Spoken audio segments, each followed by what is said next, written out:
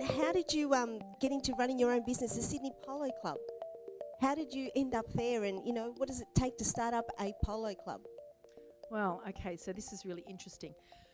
Pete had, when he was, I think, how old were you when you were at Rodeo Drive? So Pete was, he went to work on Rodeo Drive and he was selling socks.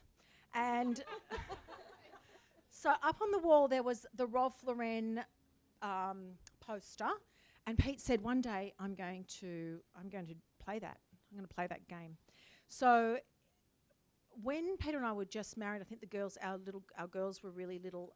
I had a gut full of him, and I said, "You need to go and get a hobby because you're driving me nuts." So he says, "Okay, I'm going to go and buy a horse."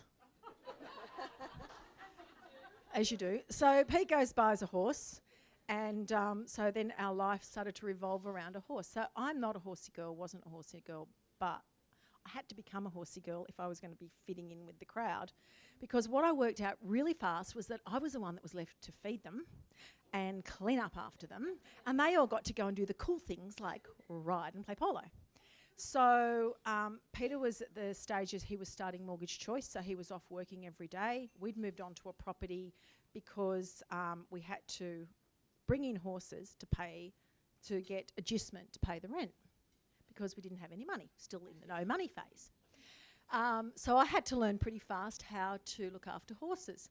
So what I would do is I would put the girls, raise your hands girls, these are our girls.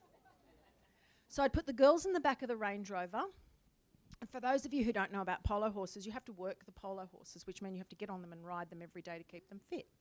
So I would drive my old Range Rover and I would park it in the sand arena. I'd put the girls in the back with the door open, of course, so they didn't suffocate, with Lego and sultanas, and then I would ride the horses, because I could now ride by then, around the car.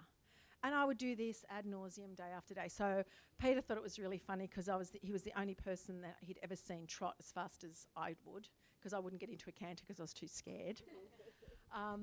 So it kind of just built on from there. And I'm, if I know one more thing than anybody else, I can be the world-class expert in it.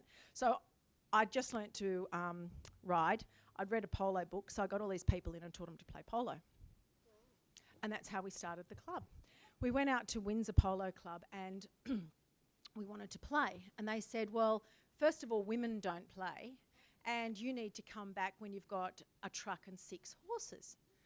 So, Pete and I looked at each other and we went, well, let's just start our own club. So we did.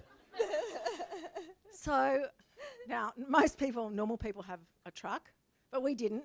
We got an old bus. Well, Pete got an old bus, and the bus didn't have very good brakes, but it took 6 horses. So we moved to Ingleside, where we had some land. We had a bunch of horses which some people had just lent us or given us a whole heap of bunch of stuff, tack and so forth. So we kind of had to learn ourselves. Pete drove the bus and we went down to the local Narrabeen sports field, and that's how we started off, and we called it the Argosy Polo Club, because Argosy is the name of the ship that Jason and the Argonauts had, which means a ship full of treasures. So that's how we started. There was a beautiful gentleman called Ken Austin who's since passed, and he was the caretaker of the name Sydney Polo Club. And as he got on in age, he bequeathed the name to us. So we've taken over the brand, and I've worked very diligently on using the brand Sydney Polo to where last year Peter and I went to Argentina, and we've just won the rights to host the 2017 Polo World Champions at the Hawkesbury. Well done. Wow. Well, humble beginnings. You started it because you couldn't get into another club. That's right. And women don't play polo. Women don't play polo. Yeah. Wow. Well, they do now, don't they?